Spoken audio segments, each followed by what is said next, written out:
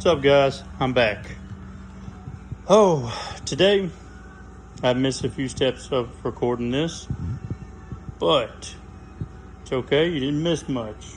The engine was shot. Needs to be rebuilt.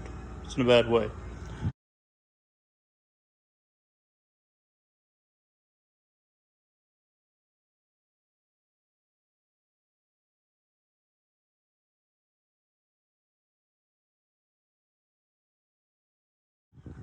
The transmission is out. The drive shafts, everything is out. I'm in the process now of labeling everything so that way I can remember where it goes. So, here is what I've got so far. Like I said, it's still a mess.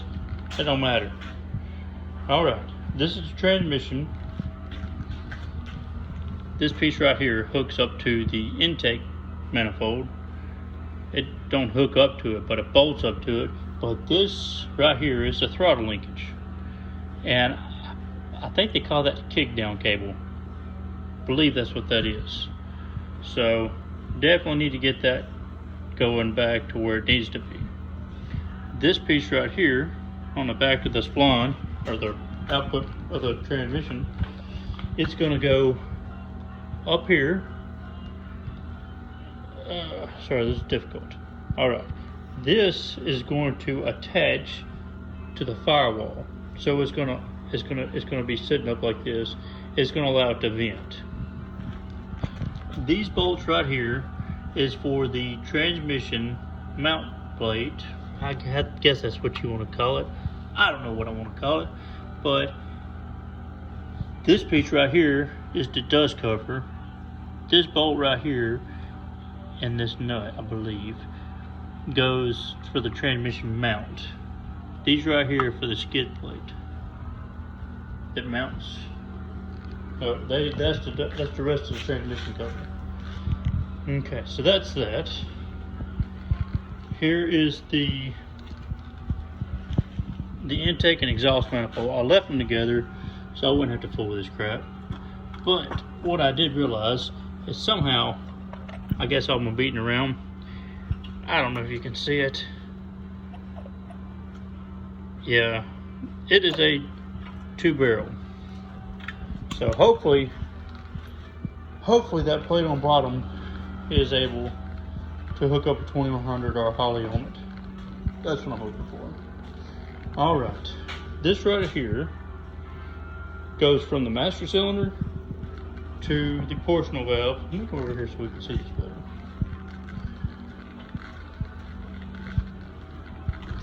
Alrighty. Okay. Right there. Goes around, down, portional valve. And that plug right there, I don't know where it goes to, but it does go to the cluster. When you get air in your line, it will indicate brake. It will show brake. So that way you'll know you need to fix something. Okay. From there, let's see what we got. Okay, this bottom one is going to come around, and okay, it's still on bottom, and that's going to be your driver's side. So this one out the front is going to come around and go to the passenger. These are disc brakes. All right, so that one right there is going to run down the chassis. I'm trying to get this for my reference too. So if no one cares about this, that's fine. I'm not worried. But this is for my reference. Let's see, and it's going to stay on bottom. That's going to be it on bottom also. It's going to come around, hook into this rubber line. Rubber line falls down to the axle, which tees off, goes to that one and that one. These are drums. I ain't gotten to how far it's going to be, but okay. Since I'm here, this piece is going to go to the fuel pump. So it's connected at the fuel pump. It goes down, runs all the way down this chassis, goes around the shock mount, swings around across the cross member. Apparently everything is on the passenger side, I mean the driver's side of this fuel tank. On my CJ, I just run everything. Let's see, I run everything across here and then directly into the tank. So this piece right here is the line we just followed. This goes to the sending unit. This little one just broke off right here follows this brake line. This brake line, let's see, it goes around through there. If I'm not mistaken, it's that second line. So it's gonna ride all the way down the chassis. It's gonna go, this is it right here. Okay? That's gonna go to the second outlet, and it's got a significant tail on it. That is gonna go to the carburetor just before the carburetor, this fuel line. This is a overpressure return line, I think that's what it is. So your mechanical pump's gonna come into here and pump in. Your carburetor's gonna get what it needs. When your carburetor bowl closes off, it's gonna redirect, not really redirect, but it's gonna go to the least resistance, which is gonna be to this, and it's returned back to the tank. And I don't know a whole lot about carburetors, but I'm assuming that's to keep from flooding this savage out. So, all right, let's see what else we got. That's the exhaust system. Just unbolted it. I think it needs a new one anyways, but all right. This jewel is going to be the emergency brake. It's going to go through, okay, fine, there we go, through that tunnel, and it's going to come out here. Yeah, there we go. It's going to follow down, and it's going to hook into here. And as far as I can tell, this cable right here is free. I have yet to see if the rest of it's free. I don't know, it don't look real good, but that could be the outward appearance of it. One thing that I forgot to mention is that green, really bright. The only piece of color on this chassis is remarkable, and it's smog pump. So that's gonna go to the smog system, and if you follow it on around, which we're about to do, follow it on around, and it's going to follow those, it's part of that 3. So it goes through here where the screwdriver is, and it's going to, it goes to a Y here. And I don't know where it goes because as you can see, it's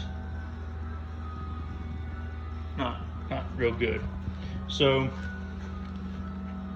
as of now, that is what I have. I plan on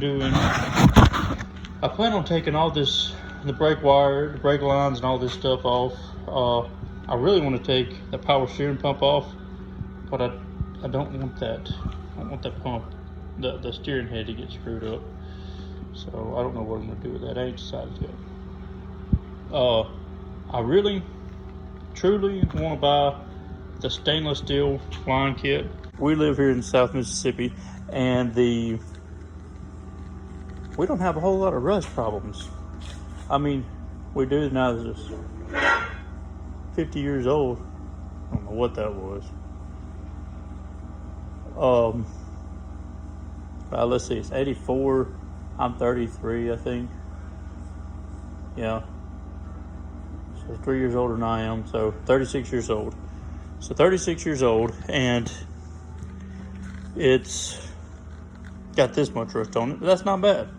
Not bad. The body's still, like I said, the body's in good shape. So I'm really debating on doing the spring over axle lift. This is my wife's Jeep. She don't want lift on it, but I know we got to accommodate for the tires. I like these tires. So thought about doing the spring over axle, but I think that's going to give us way too much than what she wants. And honestly, it's more than I put on mine. So I can understand that. So I'm not sure. Not sure what the plan is for that. Really hadn't put that much thought into it. Serious thought into it. I want to get the brake lines and the fuel lines. If I do that, then this chassis will be, I'm going to go ahead and start blowing it off, sanding it off, and trying to get it looking better. But the brake lines and fuel lines is probably the first thing. And these bushings right here, I don't think they need to be changed. I think that's the way it's supposed to be.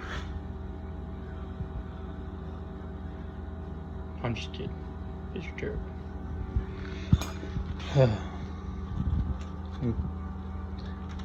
I found some, and they are polys, but I can't find them this not stock size. I don't want 1 inch. I don't think 1 inch should be terrible. So about ready to roll this thing out and clean some of this crap up. But I don't have the engine down here. I'd show you. Essentially, I had to drive the pistons out. I drove 4 of them out, and here they are. There are all 6 of them are here, and that one is crossways. I bent the connecting rod on it because it was in there pretty bad because all the corrosion and whatnot, rust. It was nasty. But the rest of them appear to be fine. The crank looks to be in good shape. There's no gouging or anything like that on it. So I don't even think I need to polish it. I probably will, just to say that I've done it. There's still a main bearing right there. Nope, that's a rod bearing, I'm sorry. So that's not bad. Alright, that is all I have.